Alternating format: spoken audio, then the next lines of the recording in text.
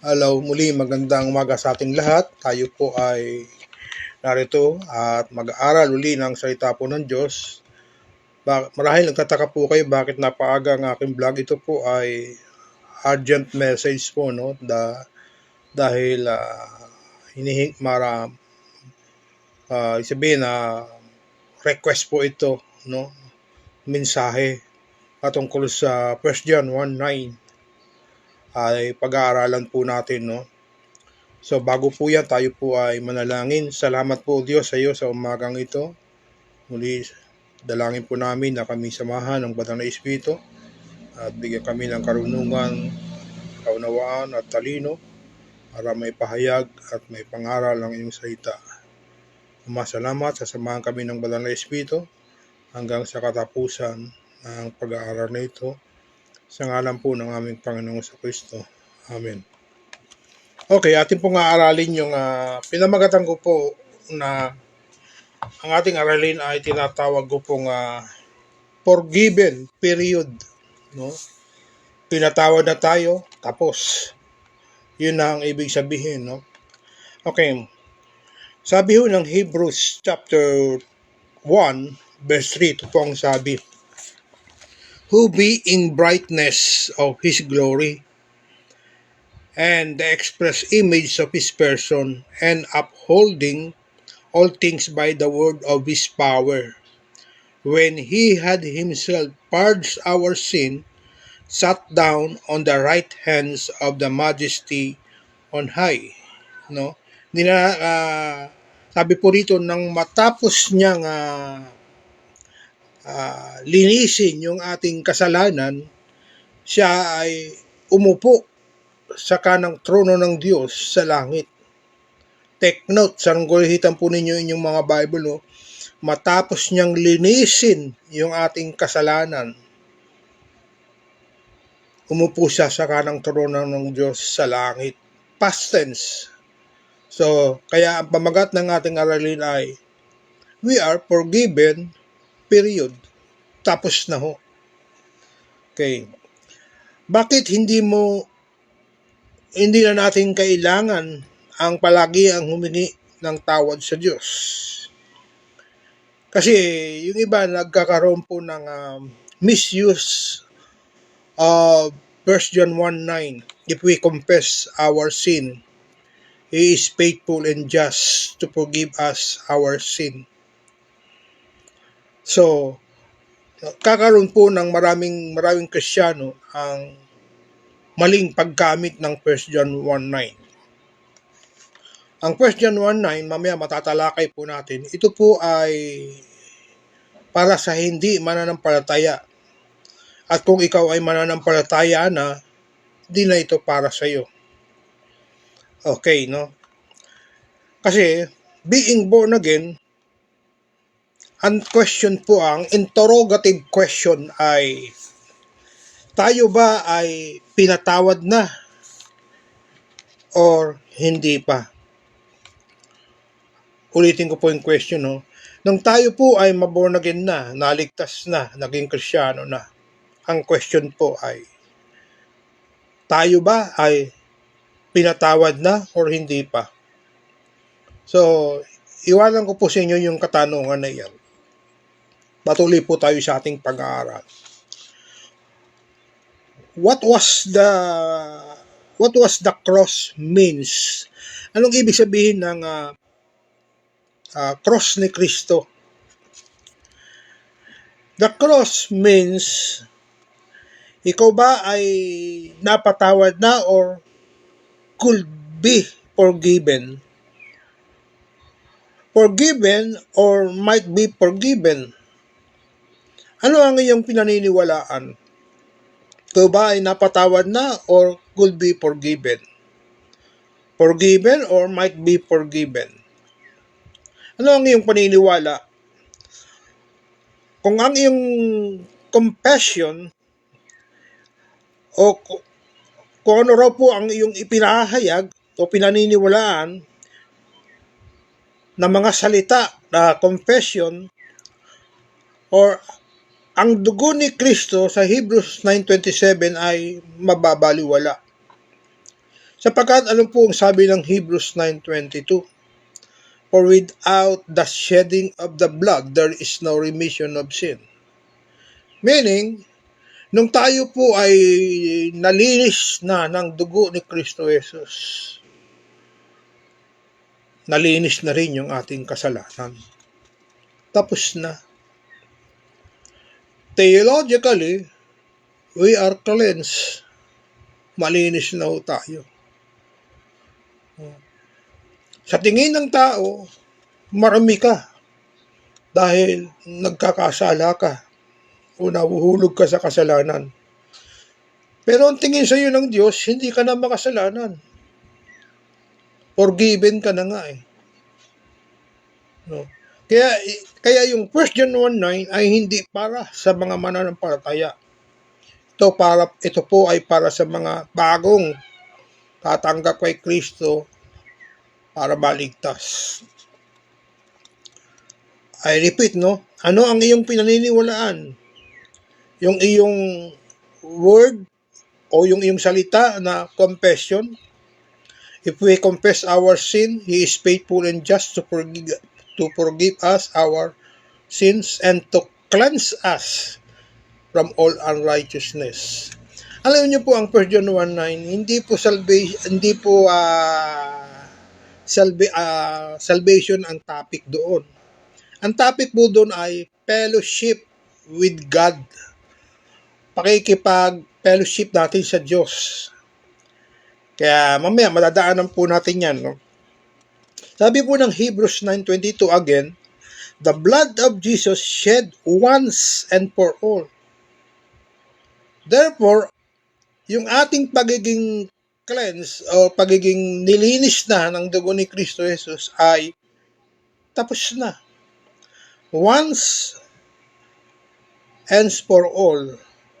The blood of Jesus shed once and for all.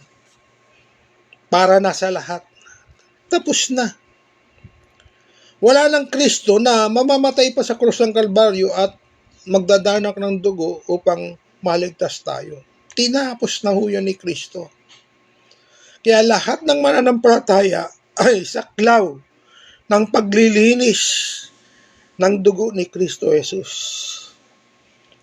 Yung nangyaring naganap na pagdanak ng dugo ni Kristo sa krus ng Kalbaryo, naganap din yung paglilinis niya sa ating mga mananampalataya.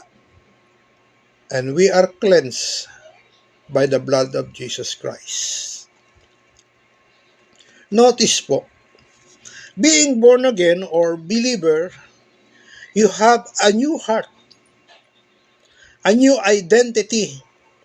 You are justified, sanctified, cleansed by the blood of the Lamb. You have new spirit, new desires.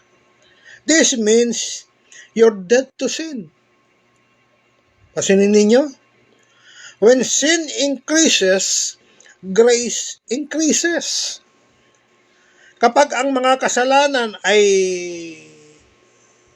dumadami sa buhay ng isang mananampalataya, dumadami rin naman ang biyaya ng Diyos sa atin.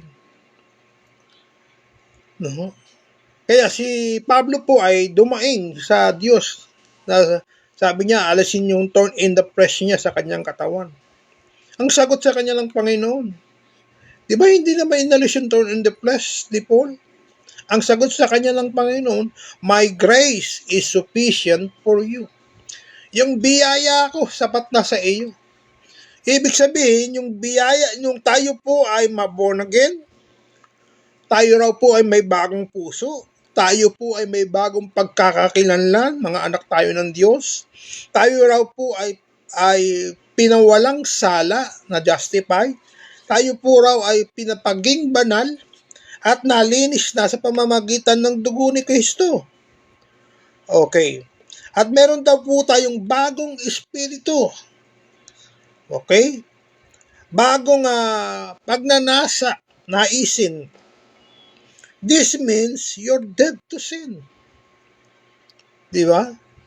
When we become born again, we have a new heart. Sabi ho ng Ezekiel 36:26. Meron tayong bagong puso na Susunod talaga sa Diyos whether you like it or not. Kaya ka nakasusunod sa Diyos dahil pinasusunod ka ng Diyos, dinidiktahan ka ng Diyos dahil may bago kang puso. Ang tao likas sa kanya ang masuwayin, disobedience ng tao. Kaya hindi niya kayang sumunod sa Diyos. Kaya siya nakasusunod sa Diyos dahil believer na siya, may bago na siyang puso, may bago na siyang identity, justified na siya, sanctified na siya, and most of all, cleansed na siya through the blood of Jesus Christ. Therefore, this means you're dead to sin. Patay ka na sa kasalanan. Yung patay, nakakagawa pa ba yun ng kasalanan? Hindi na yun naibo Hindi na yun nakibo, hindi na yun gumagalaw, hindi na yun nagsasalita, patay na siya. So makakagawa pa ba yun ng kasalanan?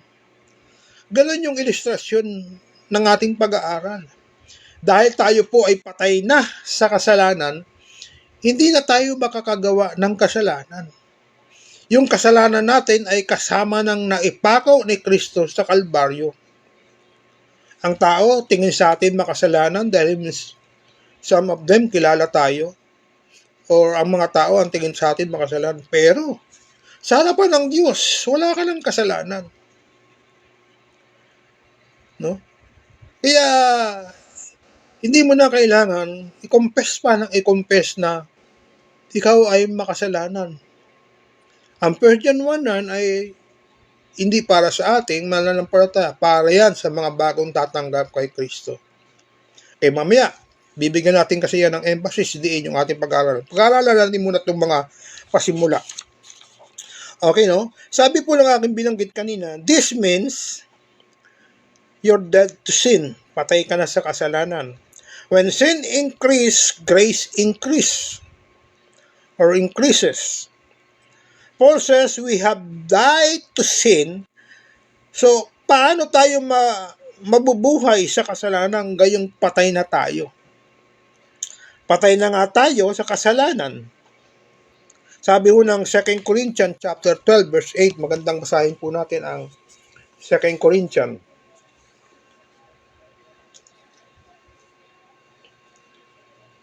Verse 8. Ito po ang sabi. For these things I besought the Lord thrice, that it might depart from me. No? God said, anong sagot? Ito po yung panalangin ni Paul, no? Alisin sa kanya yung thorn in the flesh. Ang sagot ng Panginoon sa kanya ay, my grace is sufficient for you. Ayun na. Sa paglawak ng kasalanan ng mga mananampalataya, sa pagdami rin naman ng biyaya ng Diyos. Okay. Tanong, license ba na gumawa tayo ng kasalanan? Hindi. Hindi yan gawain ng isang mananampalataya. Kasi nga, paano ka pa gagawa ng kasalanan? Gayong patay ka na sa kasalanan. Okay? Yun po yun. Sabi ho ng Hebrews 10 verse 14, for by one offering, He has perfected for all time those who are sanctified, meaning all our sins forgiven forever. This the finished work of Christ. Hebrews 10:14 again, I repeat, for by one offering, sa pamamagitan ng isang paghahandog ni Kristo, no, tayo raw po ay pinapaging ganap sa lahat ng oras, sa lahat ng panahon, for all times. Sa lahat ng mga pinawalang sala o pinapaging banal. Ang ibig sabihin nito ay all our sin forgiven forever. No? Ang ating mga kasalanan ay pinatawad na ng pangwalang hanggan. This is the finished work of Jesus Christ on the cross. May mapapako pa ba sa cross para linisin yung iyong kasalanan? Wala na. Tapos na. Ginanap na yun ni Kristo, nasa langit na siya. Ang huli niyang sinabi, siya ibabalik upang kunin tayo. No? Pero yung kaganapan ng paglilinis sa atin, tapos na. Hebrews chapter 10, verse 10. We are sanctified. I repeat, no? Hebrews 10, verse 10. We are sanctified by His body once and for all. This the covenant, we are sanctified. Sabi ho ng Hebrews, no? Tayo raw po ay pinapaging banal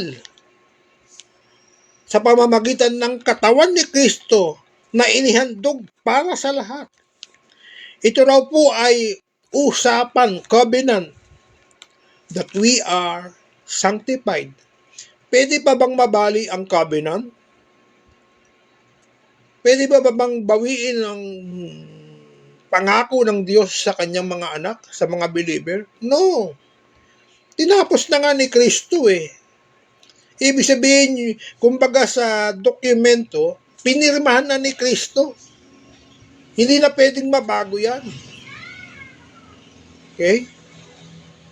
Pag bumili ka ng lupa at na-transfer sa iyo yung titulo, hindi na yung pwedeng baguhin. Nakapangalan na yun sa iyo. Sealed na yun ng gobyerno. May mga pirma ron ng mga testigo at yung may-ari at yung pinagbilihan mo. Ganun ang naganap. Hindi na ho pwedeng mabago. Yun po yan. We are sanctified by His body once and for all. This the covenant, we are sanctified.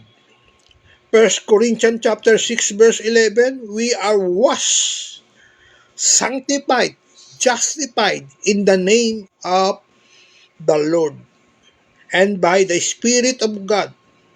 All are past tense, but continuously. Ang sinino ninyo, no?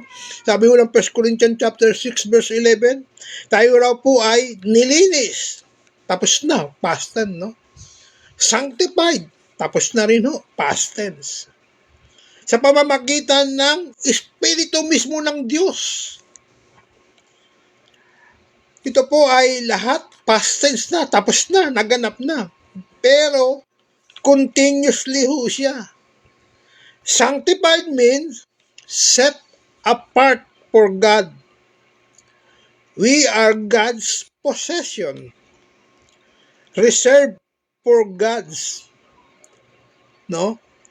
By one sacrifice, we are perfect forgiven. Not perfectly behaved, but perfectly forgiven and perfectly cleansed. Because of the cross of Jesus Christ, He paid all of our sin, past, present, and future. So malinaw po yan. Kaya kung ang ating kasalanan ay pinatawad na forever, perfectly forever, ano ang hinihingi mo ng tawad? Ulitin ko po, no? Napakalaga po ng ating aralin, no? Kaya kung ang ating kasalanan ay pinatawad na, past tense, pinatawad na, ang usapan dito ay forever. Forever kang pinatawad. Ibig sabihin mo niyan ay perfectly forever. Ganap yan. No? Perfectly yan forever. Therefore, ano ang hinihingi mo ng tawad bilang mananampalatayang tinutukoy dito? Ano ang hinihingi mo ng tawad sa Diyos? Gayong pinatawad ka na. Okay? Yan po yan. We are forgiven positionally. Sabi ho ng Hebrews 9:20. This is forever. Also, Colossians chapter 2 verse 13, binanggit din, no? When you are dead in your transgression and the uncircumcision of your flesh, He made you alive together with Him. Ang linaw po, no? Having forgiven us all our transgression. Tanong, ilang kasalanang pinatawad? Ilan sa mga kasalanan natin ang pinatawad na ng Diyos ni Kristo? Lahat. Wala hong natira. Kaya lahat ng kasalanan mo, wala na yun. Borado na yun sa harapan ng Diyos. I repeat, ulitin ko, no? Ilan sa mga kasalanan natin ang pinatawad na ng Diyos? Ang sagot po dyan, lahat, walang natira. Pinatawad tayo ng Diyos. Sabi mo ng Hebrews chapter 8 verse 12, I will be merciful to their iniquities, and I will remember their sin no more. Ang ganda po yan, no? Sabi niya, ang aking kahabagan, okay, sa kanila at sa kanilang mga kasalanan ay hindi ko na aalalahanin pa. Ibig sabihin, wala ka ng kasalanan sa harapan ng Diyos. Okay? Ang ilustrasyon po nito ay, tingnan po ninyo itong mabuti. No? The Catholic still asking they have confession room. They have priests. No? Ang mga pari, ginagawa nila ito eh. No? Meron pa silang confession room. Hingi ng tawad sa Diyos. Araw-araw, buwan-buwan, taon-taon, ginagawalap nila yan. Gayon din ang Protestant. Sabi ng Protestant, no, sa church history, mas higit kami sa Catholic. Dahil we still asking they confess their sin daily, direct to God. Sila raw ay humihingi ng tawad araw-araw sa harapan ng Diyos. So anong pinagkaiba ng dalawa? Wala. No? Naniniwala sila na sa kanilang sarili na sila pa rin ay makasalanan sapagkat lagi silang nagko-confess na sila ay makasalanan. Nangangahulugan sa kanilang kaisipan na hindi pa sila napapatawad ng Diyos sa lahat nilang mga pagkakasala. Unlike ang mga mananampalataya, binura na ng Diyos sa pamamagitan ni Kristo ang lahat ng ating mga kasalanan. I repeat, Hebrews 8:12, I will be merciful to their iniquities, and I will remember their sin no more. Basin natin, hindi na raw po yan aalalahanin ng Diyos. Okay? Ang tanong, again, I repeat, are you still asking God for forgiveness of your sin daily? Kasi yung may 1 John 1:9 daw. No? Dahil tayo raw po ay asa daigdig pa ng kasalanan, dahil yung ating katawan ay gumagawa ng kasalanan, at kapag tayo raw po ay nagkakasala, may 1 John 1:9. Take no.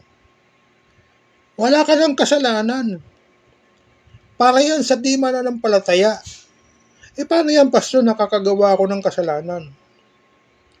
Okay, pag nakakagawa po tayo ng kasalanan, ito po ang dapat nating gawin. Say sorry and thank you, Lord. Bakit? Panginoon, sorry. Salamat.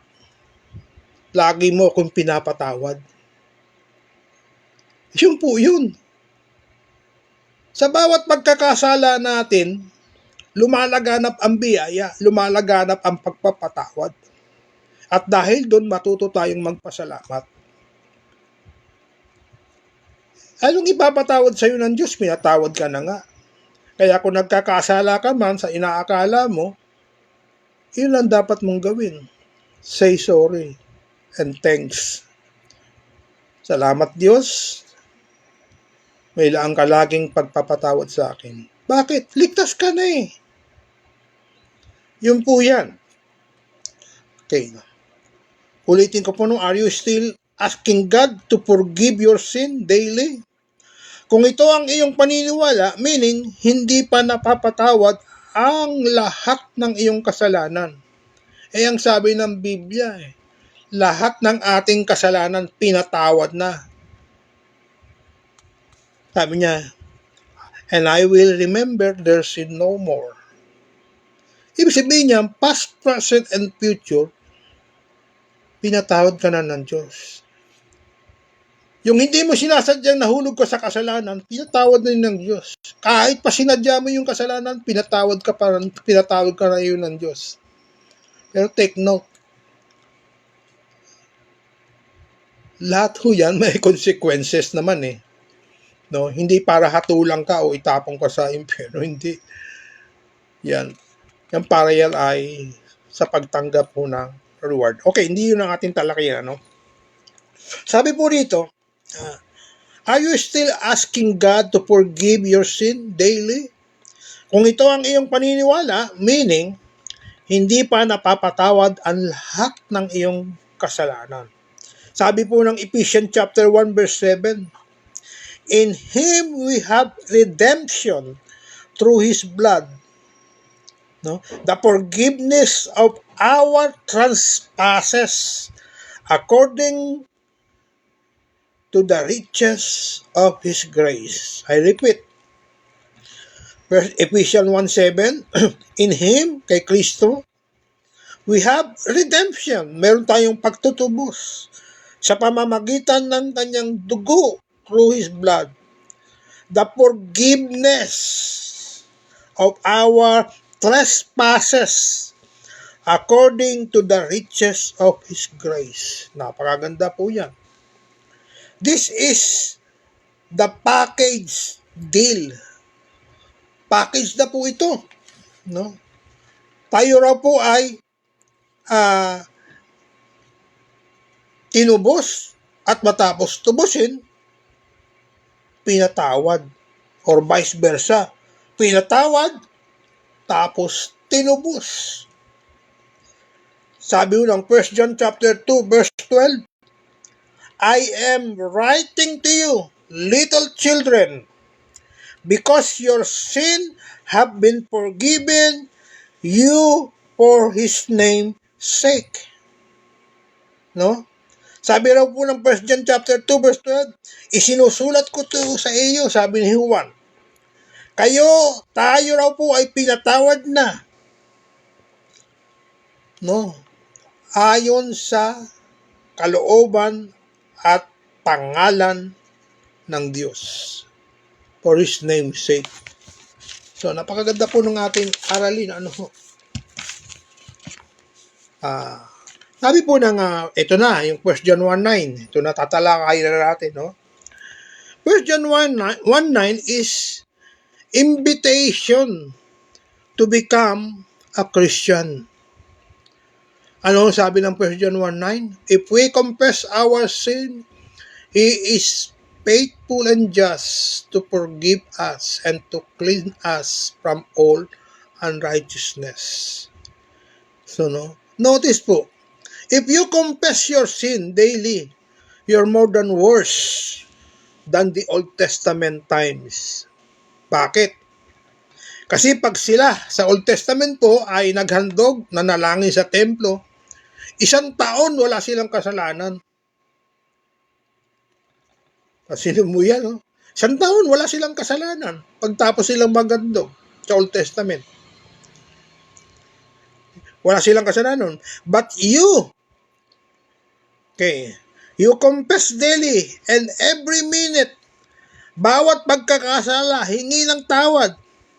Pinatawad na nga. Bakit pa hingi ng tawad? Ano ang ipapatawad sa iyo ng Diyos? Okay, no?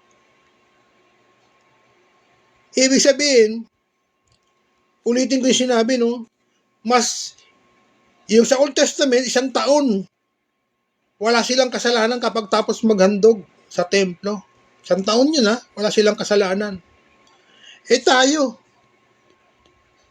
Araw-araw nagko-confess na may kasalanan. Kino-confess mo kasi, sabi ng 1 John 1:9 eh. Kaya nga,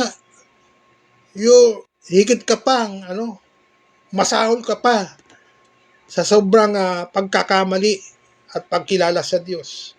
Sila 1 taon, walang kasalanan lang. Ikaw, daily. Kasi yun ang belief mo.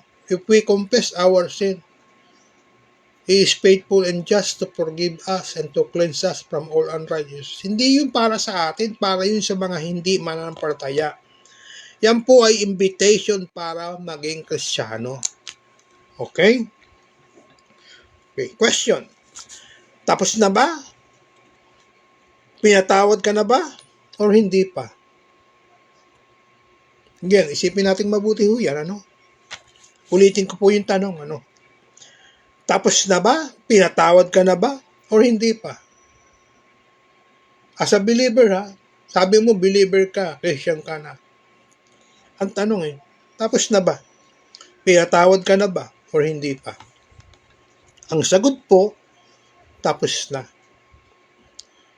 Finish na. Sabi po ng 1 Corinthians chapter 6 verse 11, we are washed, sanctified, and justified. Lahat ito yung wash, yung paglilinis, yung cleanse na raw tayo, past tense. Yung sanctified, past tense. Yung justified, past tense. No? We are washed, sanctified, justified in the name of the Lord and by the Spirit of God. Napakalinaw po niya. The theology of servanthood, pag-aralan po natin, yung si Kristo po ay hinugasan niya yung paa ng mga disipulo. Okay? Ito po ay pagpapakita ng, ito po ang tawag po dito ay theology of cleansing. 2,000 years ago, naganap na ang paghuhugas ng mga paa, meaning tapos na. Wala nang Kristo na bababa pa para maghugas ng paa daily. Okay? Kung walang maghuhugas ng paa daily, may ipon ang kasalanan ng mga believer. Palataya. Okay? John chapter 13 verse 10 to 11, Jesus said, you are cleansed, but not all of you. So, ang tinutukoy po rito ni Kristo ay si Judas. No? Lahat ng hinugasan ng paa na disipulo ng Panginoon, paa lang naman ang hinugasan Hindi naman lahat ng buong katawan Pero sabi ni Kristo Jesus, malinis na kayo, maliban sa isa. Ang tinutukoy ay si Judas na magkakanulo sa Panginoon. No? Judas, the one who was betraying him. Okay. Balikan natin yung 1 John 1:9. Okay.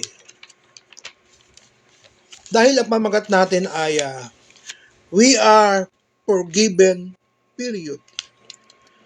1 John 1:9, ito po yung tinatawag na tragedy often used by born-again believers.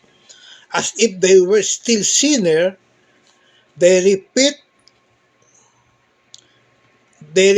it every time they stumble, every time they feel condemned, every time guilt whispers in their ears. No? They confess and confess, trying to feel forgiven, trying to feel cleansed, yet no matter how often they recite it, never walk in lasting peace. So, ang ganda po, Ibig sabihin, sa tuwing maghahayag na ang believer na siya ay nagkasala, confess siya lang confess na siya ay may kasalanan pa, ibig sabihin yan ay wala siyang kapayapaan sa kanyang puso. Laging may guilt na lumalabas sa kanyang puso. Sa tuwing siya'y magkakasala, hingi siya ng tawad sa Diyos. Wala siyang kapayapaan. Samantala, sabi ng Diyos, yung ating kasalanan ay hindi niya naaalahanin pa kailanman. Our sin, God, He remember no more. Hindi niya naaalalahanin pa yung ating kasalanan. You know, 1 John 1:9, the believer use this. They live in a cycles of compassion and condemnation, always feeling unworthy and never free. Itong klase raw po ng mananampalatayang ganito ay namumuhay sa cycle, no? Nakapaloob siya sa palagi ang nagsisisi sa tuwing makakagawa ng kasalanan. At ang piling niya siya ay laging hinahatulan. At hindi siya makalaya-laya dito. Dahil ito lagi ang kanyang pakiramdam. At wala siyang kalayaan. Why? Because they are using a verse written for the unregenerate heart. If it still applies to the new creation. No? Notice, that verse was not written to believers who are already cleansed. It was written to those who had never been. The entire 1 John chapter 1 deals with the fellowship, not salvation. John was addressing people who claim to have fellowship with God while still walking in darkness. Okay? So napakalinaw po niyan. He was drawing a contrast between those who merely profess Christ and those who had truly received His life. Okay, napakaganda po ng ating aralin, no? The moment you are born again, listen very carefully. The moment you are born again, sin and its dominion are broken. Sa sandaling nang ikaw ay maborn again, ang kasalanan at ang paghahari at pagkontrol ng kasalanan sa buhay ng isang mananampalataya, winasak na ni Kristo. By the death of Jesus Christ, we are cleansed eternally. Kaya wala nang kapangyarihan yung kasalanan sa buhay ng tao. Mananampalataya, tinutukoy, no? You don't confess sin to get life. You confess Jesus to receive life.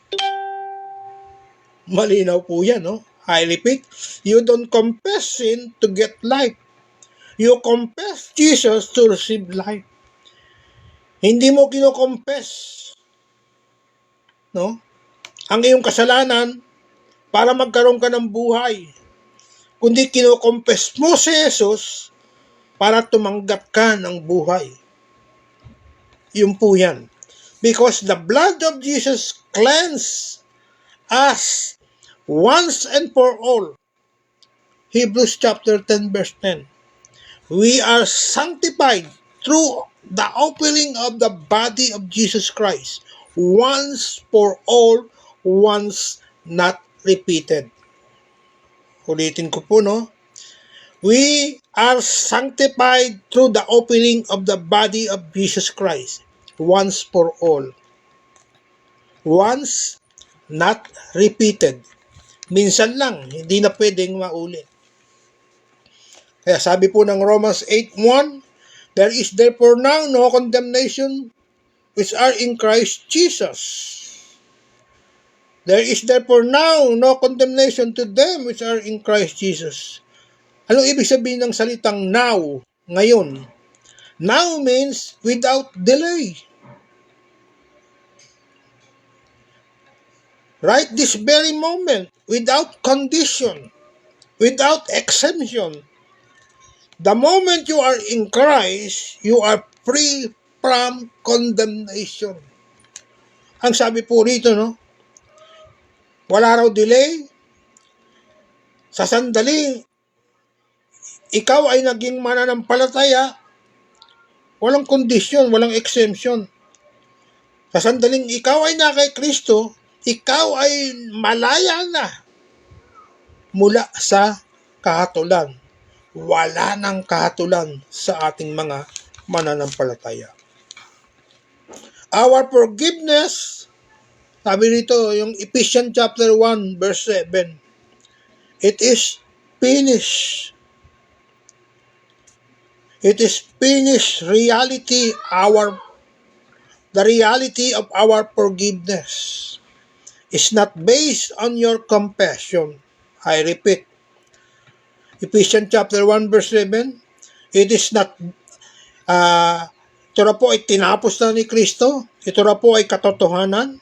Our forgiveness is not based on your compassion. It is based on His crucifixion. Your cleansing is not dependent on your effort. Hebrews chapter 10 verse 14. No? Sabi niya, your cleansing is not dependent on your effort. It's the result of His obedience, yung si Kristo. No, resulta ito ng pagsunod ni Kristo sa Diyos. Sabi ho ng Hebrews 10:14 says, by one offering, He hath perfected forever. Ang ganda ho, no? Ulitin ko po, no? Hebrews 10:14 says, by one offering He hath perfected forever them that are sanctified. God gave us eternal perfection in Christ. You don't confess to become clean. Ginawa na ho yan ni Kristo. The misuse of 1 John 1:9, who lives apologizing instead reigning. They pray from guilt instead of grace. Ang mali raw paggamit ng 1 John 1:9 ay nabumuhay sa palagi ang paghingi ng tawad kaysa sa dapat siya raw po ay manguna sa panalangin na hindi siya nagigilty sapagkat laganap ang biyaya ng Diyos. Notice po, our redemption is eternal, not temporal. Sabi po yan ng 2 Corinthians 5:21, no? Ang pagliligtas daw po sa atin ng Diyos, eternal. Ano ibig sabihin ng eternal? Walang hanggan, walang katapusan. Ganap. Hindi siya temporal. So, ang conclusion, we are forgiven, period. Okay? Ulitin ko po, no? We are forgiven, period. Okay, balik tayo sa ating aralin. Okay. 1 John 1:9, notice po, sabi po ng James chapter 5 verse 16, therefore confess your sin to one another and pray for one another so that may be healed. Confess to one another, to the brother and sister, not to God. So fellowship yun sa loob ng church. Ang gamit ng 1 John 1:9. Pahayag ninyo ang inyong mga kasalanan sa isa't isa. Okay, no? Sa tao, sa brothers and sisters mo sa loob ng church. So fellowship sa church ang usapan ng 1 John 1:9. Hindi para sa Diyos. Notice, maraming mga Kristiyano ang hindi naniniwala na sila ay fully forgiven. Why? Panay pa rin ang hingi ng tawad sa tuwing magkakasala. Fully forgiven nga eh. Hingi ka pa ng hingi ng tawad. Ang dapat mong gawin ay, God, sorry, and thanks. Salamat, lagi kang may laan na pagpapatawad. Okay? Hindi mo na i-confess na ikaw ay makasalanan. Sapagkat fully na nga pinatawad tayo ng Diyos. Ano ang gagawin pag nagkasala? Yung nga po, madalas kong sabihin, ang believer, say sorry and thanks. Sorry Lord, salamat, pinatawad mo na ako. Example, Moses. Si Moses, pumatay siya ng Egyptian. Tanong, di ba siya pinatawad ng Diyos? Si David, pinatay niya si Urias. Kinuha niya yung asawa ni Urias, si Bathsheba. Hindi ba siya pinatawad ng Diyos? Si Paul, pinatay niya ang maraming mga Kristiyano. Sino si Paul? Hindi ba siya pinatawad ng Diyos? Na-born again nga siya, marami nga siyang naakay na kaluluwa at gumawa pa siya ng maraming mga aklat sa New Testament. Okay. Hindi ba forgiven sila? Tayong mga mananampalataya, we are fully forgiven forever. We have eternal life. Kung wala kang buhay na walang hanggan, ibig sabihin, hindi ka pa napapatawad. Halina po yan. Okay. Ano ang kasalanang walang kapatawaran? Ulitin ko po ang tanong, ano?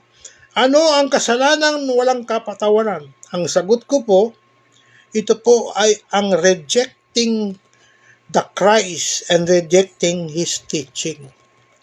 Sabi po yan ng Hebrews chapter 10.